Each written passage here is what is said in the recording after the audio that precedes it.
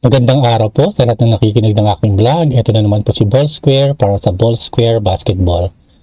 Ngayon para sa araw na ito, ang pag-uusapan natin yung potential matchup sa quarterfinals kasi medyo alam na natin kung sino yung walo eh. So originally, ng last week, nag-post ako ng certain prediction at ang medyo sumabit doon yung party ng Phoenix kasi I was thinking na baka yung Phoenix is malaglag na sa mga games nila and then makapasok yung Converge. Pero yun nga lang, ang talagang hindi ko na-predict doon is magdadala yung Phoenix ng panibagong import na maganda naman yung nilaro and then yung import na bago ng Converge is wala rin pala. So parang mas malala pa siya sa pinalitan ng import. So that is one thing na hindi natin mapipredict kung anong prediction ng import. Kaya medyo mahirap nga mag-predict ngayon eh. Kasi I'm actually just depending kung anong laro ng import. Unlike ng All Filipino. Pero ngayon, alam na natin kung sino yung mga sasama. Meron tayong 8 team dito. So that is going to be San Miguel, Rain or Shine, Bolt, Ginebra, Phoenix, and then Magnolia Templados, NLEX, and then Tropang 5G. So sila yung 8 na papasok sa quarterfinals. Pero sa ngayon, hindi pa talaga malinaw kung ano yung positioning nila. So, ngayon ang gagawin ko dito ay gagawa ako ng 3 senaryo kung ano yung pwedeng maging potential matchup para sa quarterfinals. Now, yung first scenario na gagawin ko dito, ito yung tinatawag ko na medyo safe scenario. So, pag sinabi kong safe scenario, yung matchup dito ng medyo contender na team, yung medyo malalakas, lalagyan ko lang ng plus minus 0.5. Kasi hindi natin malaman kung sino talaga yung mananalo doon eh, kasi pareho namang malakas yung team. Pero kasi meron na natitirang 10 games eh, bago matapos yung elimination, tatlo lang naman doon yung identify ko na mukhang talagang mahirap hulaan kung anong kakalabasan. Kaya lalagay ko muna sila sa plus minus 0.5. Pero yung 7 doon, mukhang madali hulaan na kung sino yung mananalo doon. So that one, gagawin natin, that is going to be the first scenario. Yung second scenario at third scenario, dito na ako magbibigay ng prediction ko kung sino yung pwedeng manalo. So, ang mangyayari dito, ang pinaka-ending natin dito, meron tayong 3 possible lineup kung ano yung magiging potential matchup during the quarterfinals. Okay po, start na po natin itong discussion natin sa vlog with the standing. So, as of May 5 ngayon to, so mamaya ko rin to i-upload. Ang standing natin dito is nangunang index with 9-2 and then BGK 8-3 together with Ross 8-3. Pero BGK is nasa number 2 kasi quotient. And then Meralco is 7-3 and then TNT yung pang-5. Phoenix yung pang-6, SMB yung pang-7, and then Magnolia is yung pang-8. So, because of the quotient, ito yung nangyayari dito. So, meron pa silang mga remaining games. So, yung index isa na lang, at saka yung BGK, that is Barangay Ginebra. Also with Ross, isa na lang din. And then the rest of the team, dalawa. For dalawang game na lang yung remaining. Now, meron pa tayong 10 games hanggang May 10 kung saan matatapos yung elimination. Dito tayo magbibigay ng parang hula natin kung sino yung kung ano yung magiging lineup nila, yung final lineup ng quarterfinals. So, nakikita nyo dito, yung 5 team dito na eliminated, hindi ko na sinama kasi hindi na sila importante. Itong 8 na lang yung titignan natin. Now, pag nag-move tayo to another table, makikita natin dito, makikita natin to, this one, ito yung tinatawag na natin possibility kung sakaling manalo o kaya matalo sila. Now, on the left side column ng win, ito yung masasabi natin na kung sakaling hindi na sila manalo, ito lang yung panalo nila, ito yung current standing nila ngayon eh. Pero kung sakali namang may panalo nila lahat ng games, ito naman yung lalabas, ito yung may approximation. So, sa NLEX approximation, that is 10, and then approximately 9 sa BGK, and that is the rest. Now, ito nilagay ko to kasi para makita natin yung possibility na yung nasa top 4 ngayon, which is actually BGK, Ross at saka Meralco, huwag na natin sama yung NLEX kasi safe na sila sa top 4 eh. Itong 3 na to, hindi pa talaga sila safe sa top 4. Kasi kung sakaling hindi sila mananalo, yung TNT at saka yung Phoenix, kung may panalo nila yung dalawang sunod na game nila, kung sakaling may panalo nila yung dalawang game na yon, pwede pa sila pumasok sa sa top 4, lalo na yung TNT. Yung Phoenix parang hindi, kahit maging 8 siya eh. Pero sabihin na natin, itong Meralco hindi niya may panalo yung dalawang sunod na laban niya, yung natitira pang laban niya. Ibig lang sabihin na ito, ang papasok dito is TNT. So ito yung highlight ko ng konti ito eh. Kung yung Meralco hindi na nila ipanalo yung dalawa, and then yung TNT na ipanalo nila yung dalawa, papasok yung TNT. And even yung Phoenix, sabihin na lang natin. Yung Ross probably pwede pa matanggal to actually kasi kung sakaling pareho lang sila maging 8-4 ng Phoenix, sabihin natin yung Phoenix is makadalawang panalo din, maka 8 wins sila, and then yung Ross is manatiling 8 lang yung panalo nila, pwede silang matanglaglag dito kasi yung Phoenix is natalo sila ng Phoenix eh. So yung Ross, kailangan may panalo nila to. Kasi kung di dalawa panalo yan, at saka yung Phoenix may panalo yung dalawang sunod na laban nila, matatanggal sila sa Final Four, malalaglag yan. Kasi yung quotient nga ng Ross at saka Phoenix, lamang yung Phoenix dahil nanalo sila eh. So that is the condition. Now, eto tignan natin to. Eto na yung mga remaining games nila, eto na yung natitira. And then dito tayo magsisimula.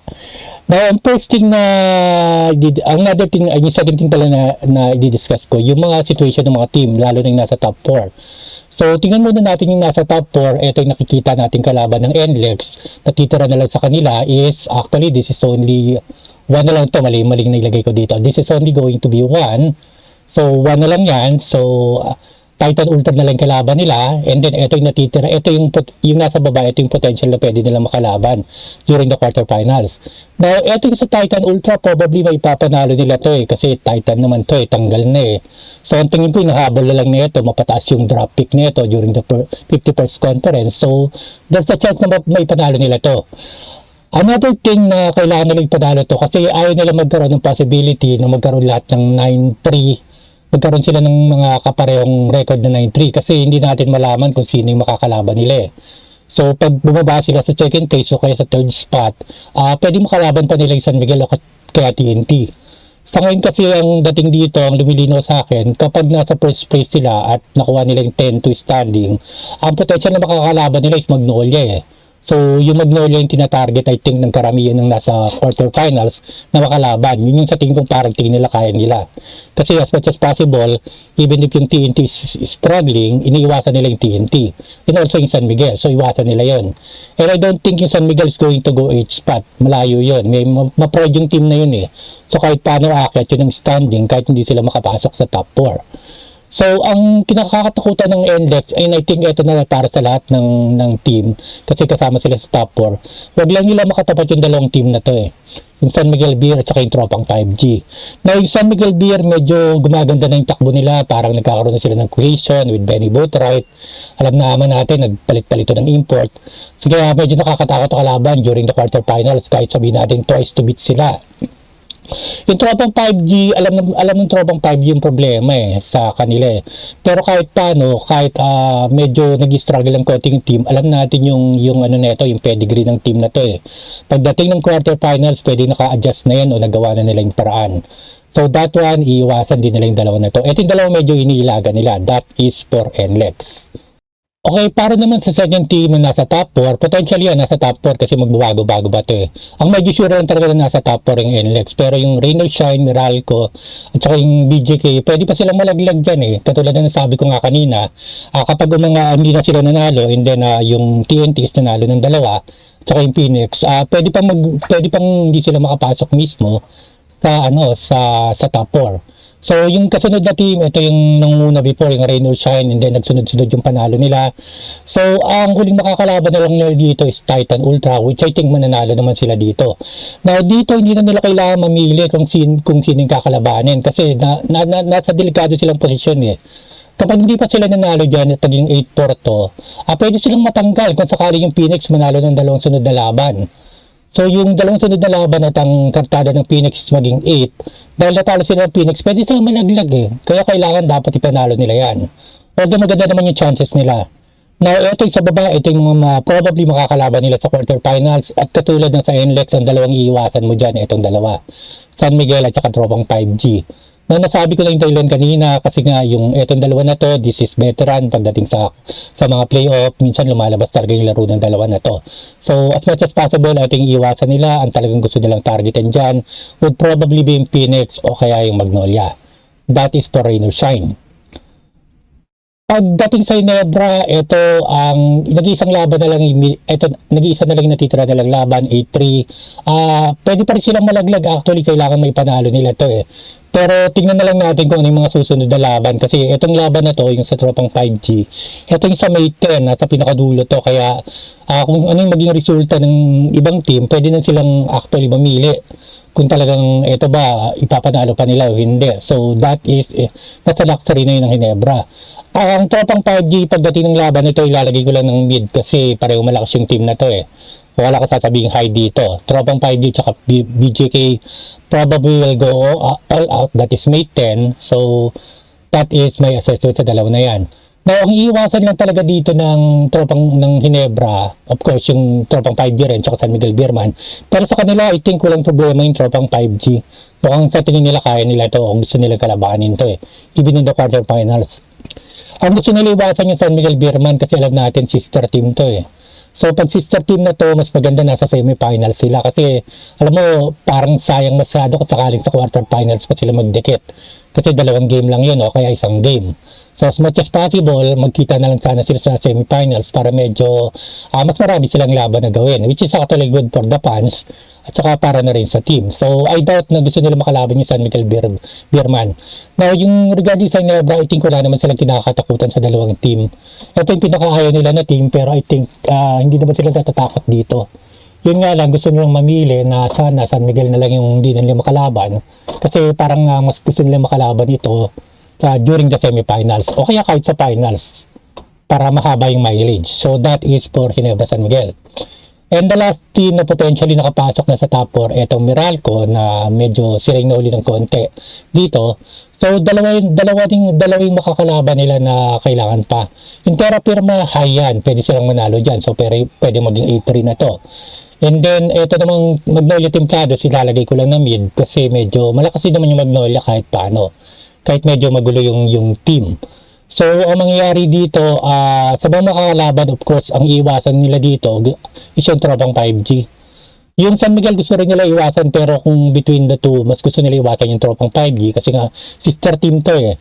Alam mo, syempre, korporasyon yan as much as possible. Kailangan mapiga mo yung mileage ng mga team mo. So, kung sakaling may mailimit sa kanila sa quarterfinals, parang sayang sa investment. So as much as possible, yung tropang 5G, maiwasan nila. Kahit yung Beerman, makatapat nila, okay na lang, walang problema. Kasi yung Meralco naman, malakas din na team. So that is yung unang assessment ko para sa 4 na team na probably nasa top 4 na. Pero hindi pa sila safe ngayon kasi pwede pang matanggal yung iba dyan. Katulad nga ng sabi ko kanina, kung sakaling yung Meralco hindi na manalo, at saka yung Reynolds hindi rin manalo, at then manalo naman yung Talking Text, tsaka yung Phoenix, pwedeng Talking Text tsaka Phoenix pa yung masama sa top 4 eh. May possibility na ganun mangyari yon. So kailangan dito yung Reno Shine at saka yung Meralco, may panalo na nila. At least isa sa laro na natitira sa kanila kasi pwede pa silang mawala sa top 4. Okay po, magbumuna tayo sa ating actual prediction. This time, we're going to go game by game. So, umpisa natin so sa Tuesday, May 5. Ito ngayon, games. Ito yung unang games para mamaya to. So, yung first game is NLEX. Ito naman against Titan Ultra. And then, followed by the second game, Magnolia against Tropang 5G. Now, punta muna tayo sa first scenario. Ito yung sinasabi kong safe scenario Now, ito ang mga team na nakablock dito sa win, makikita mo ito. Ito yung mga team na medyo, ito yung mag-move. Yung Titan Ultra hindi nakasama dito kasi eliminated na. So, NLEX, of course, TNT, and then Magnolia, ito yung nila, standing. So, what I'm going to do is I'm going to predict kung anong magiging outcome nito. Pag first game, ito sa tingin ko dapat ipanalo to ng NLEX para mawala na yung confusion. Kailangan makuha nila yung number 1 kasi pag natalo sila sa Titan Ultra, pwede pa silang maging number 2 or 3 or even 4. Depende yun sa magiging situation. So, that one, iiwasan nila. So, ngayon na nakikita nilang potential na kalaban is Magnolia kasi ito yung nasa pinakailalim. So, ipapanalo nila to. So, magiging silang approximately 10 wins. So, pagdating naman ng second game, ilalagay ko lang dito pareho kasing mid. So, plus minus 0.5%, hindi natin malaman kung sino yung mananalo kasi pareho naman malakas yung team na to eh. Yung Tropang 5G is actually struggling pero alam nila kung ano yung problema eh. Yung problema dito kasi si Bolbol, mabagal sa depensa, tsaka mabagal sa opensa. Magaling siya sa setup play, ISO, pero pagdating ng takbuhan, medyo nahuli siya. So, alam nila yung problema dito.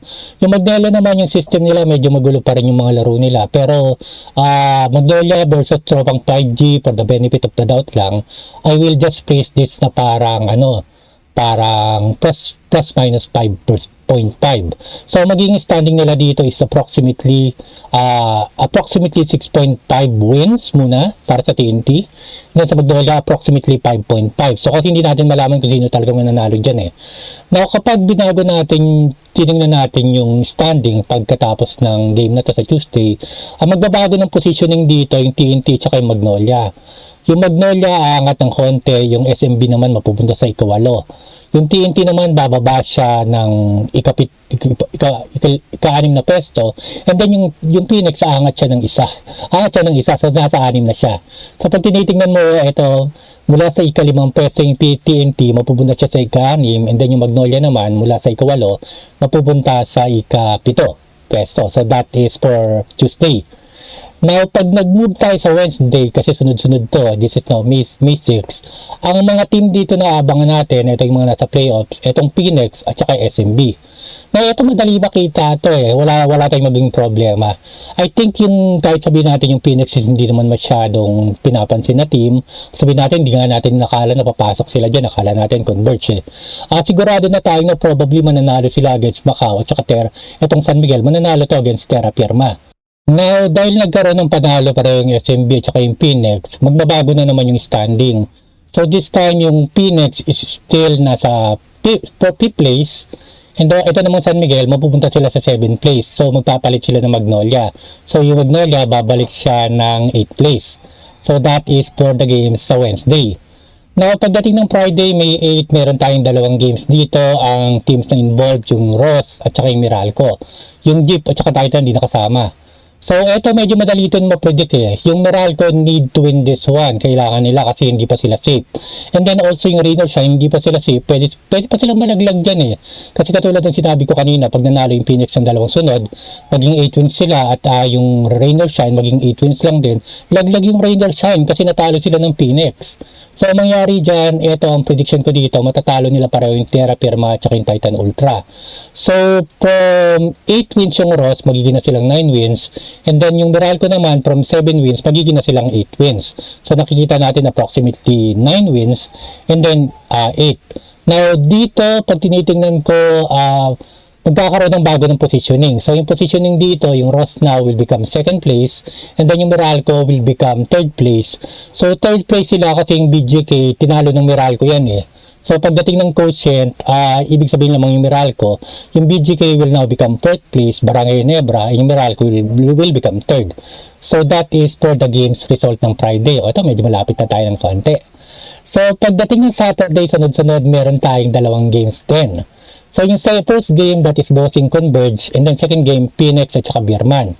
Now, etong parte na to, yung Bossing of course tanggal na, and then yung Converge tanggal na, so hindi na natin masyadong papansinin yan. Now, eto, although alam ko yung Phoenix is malakas na team, ako ay probably side na lang on this one sa Beerman eh, kasi alam ko yung Beerman gusto nila yung medyo kahit paano, kahit hindi na sila makasama sa top 4, gusto nila yung medyo positioning is medyo nasa taas ng konti eh. So para yung pinaka-final game nila dito, pwede pa silang mamili. So pag tinitignan natin sa Beerman dito, meron silang 6 wins. And then pag naipanalo nila sa Phoenix, I think mananalo sila sa Phoenix dito. Yung Beerman is hindi natin maano yung kalidad nito, lalo na pag nasa endgame, gumaganda yung mga laro nito pagdating sa elimination. So dito probably yung Phoenix matatalo, and then yung Bossing of course matatalo. Ito wala na tayong pakialam sa first game, second game na lang. So ang mangyari dito, ang Phoenix will have approximately 5 losses. Tapos yung SMB naman, magmumove sila ng 7 wins. So kahit paano, hindi sila nakasama sa top 4, pero at least magandang position nila. So kapag binago na naman natin yung lineup na to, kung ano yung pinaka-standing, makikita natin yung SMB aakyat siya ng 6 spot. Now kung nasa 6 spot na to, ito na yung pinaka-last game ng SMB kasi nakikita natin, 7 in 5 days standing niya, naka 12 games na siya. Ang potential na makakarap niya ngayon is yung Meralco. So sa kanya, pas pabor na makaharap nila yung Meralco kaysa yung Barangay Ginebra. Kasi yung Barangay Nebra, as much as possible, makalaban lang na sana nila yun sa semis eh. O kaya sa finals. Kasi parang sayang sayang kung makakalaban din sa quarterfinals yan. So kung mapupunta sila sa 6th place, pabor na pabor sa kanila na makalaban nila yung Meralco. So dito pala, tinitingnan ko palang probably gusto nila talaga matalo yung Phoenix. Na yung Phoenix, dahil natalo na San Miguel, ibig sabihin sa quotient, bababa sila sa 7th place. Now dito, pabor din sa Phoenix kasi probably mas malaking chance niya, yung chance nila na matalo yung Ross eh. Kaya sabihin natin twice to beat yung Ross. Kasi yung Phoenix has the player na para kalabanin yung Ross. Kahit paano. Actually, natalo nga nila yan eh, ng elimination. So, siguro kung sakaling papipiliin sila, yung Phoenix, mas gusto nila makaraban yung Ross kaysa naman yung BGK o kaya yung Meralco. Lalo na yung NLEX. Yung NLEX okay lang, parang walang problema yata eh. Pero ang iiwasan talaga nila dito ng Phoenix is makalaban nila yung BGK. Kasi mahirap kalaban yung mga Barangay Ginebra pagdating ng quarterfinals. So kung sakaling mapupunta yung Phoenix sa 7th spot and then nakatapat sa kanila ngayon yung Ross sa 2nd place, mas pabor sa kanila yan. Kaya nga sabi ko, probably eto Saturday na to ang lamang talaga manalo dito will be yung San Miguel Beerman against the Phoenix. So ito na yung bagong ano nila, bagong positioning. Kasi nagpo-position na yan eh. And then probably for the last one, ito yung Sunday, this is May 10. Ito maganda pareho yung laban nila dito. So dito, lahat dito, probably hindi ko malalaman kung sino yung manalo kasi lahat gusto manalo eh. Ang nakikita ko lang talaga dito na medyo pwedeng relax yung Magnolia Templado. Pero for the benefit of the doubt lang ng mga nakikinig sa akin, probably ilalagay ko na lang sa kanila lahat plus minus 0.5. Ibig sabihin sa ngayon, dahil ito yung first scenario ko, hindi ko alam kung sino yung mananalo at yung mananalo. So sa lahat sila may 0.5. So dito yung 0.5 from yung Magnolia from 5.5, gagawin ko siyang 6. Ito naman yung TNT from 6.5, gagawin ko na siyang 7. Yung BGK from 8, magiging siyang 8.5. And then of course yung Meralco magiging 8.5. So this is only approximation na lang kasi nasa safe ano pa tayo. Yung pinaka-first scenario natin, ito yung medyo safe na ano natin, safe na projection. Now, ito pag ganito yung naging projection natin, ang mangyayari dito, kung ito yung kakalabasan, yung NLEX ang makakalaban nila sa quarterfinals is yung Magnolia. So, sa Magnolia, probably walang problema yan kasi kahit sino yung piliin mo sa top 4, medyo okay lang sa Magnolia. Hindi sila lamang, pero at least hindi naman to something na parang pwede sila mamili. So, kahit sino dyan, pwede nilang talunin, and then pwede rin silang talunin ng mga yon. So, kahit paano pantas, especially yung tatlo na to, kahit ito pantay na Magnolia, NLEX, Ross, at saka Meralco. Yung Ross naman, ang probably makakalaban nila si Phoenix, Meralco, SMB, ito okay sa SMB kasi hindi siya sister team. And then Barangay Ginebra at TNT, okay din yun sa kanilang dalawa. As much as possible yung dalawang sister team, ayaw nila maglaban muna sila eh. Ayaw nilang sila muna yung magtapat. So this is yung pinaka-favorable lineup ko para sa quarterfinal scenario. So this is only for the first scenario. Okay po, nabanggit ko na yung first scenario. Ito yung favorable scenario. Yung mga team na medyo malalakas, nilagyan ko lang ng plus minus kasi hindi natin malaman talaga kung sino yung mananalo dun eh. Now, yung second scenario, gagawin ko na ng mga yung pwedeng manalo talaga. Now, yung tatlong games dito yung medyo contested talaga. Yung una, yung sa May 5, Magnolia against Tropang 5G. And then followed by yung May 10, that is Magnolia against Bulls. And then the last one, Ginebra against Tropang 5G. Now, itong unang dalawang game na to na contested, medyo sure ako dito yung pwedeng manalo eh. Kasi I think yung Magnolia, hindi na nila kailangan medyo mag-effort talaga na manalo o iangat sila sa standing. Kasi ang probable position nila dito na pwede is probably nasa 6 at saka 6 to 8 o kaya 7 to 8 nga lang eh. Baka nandun lang talaga sila eh. So at the same time, I think kung sakaling nakikita nila na Ross or Meralco kaya NLEX yung nasa top 3, pwedeng gustuin nila na nandun na sila sa dulo.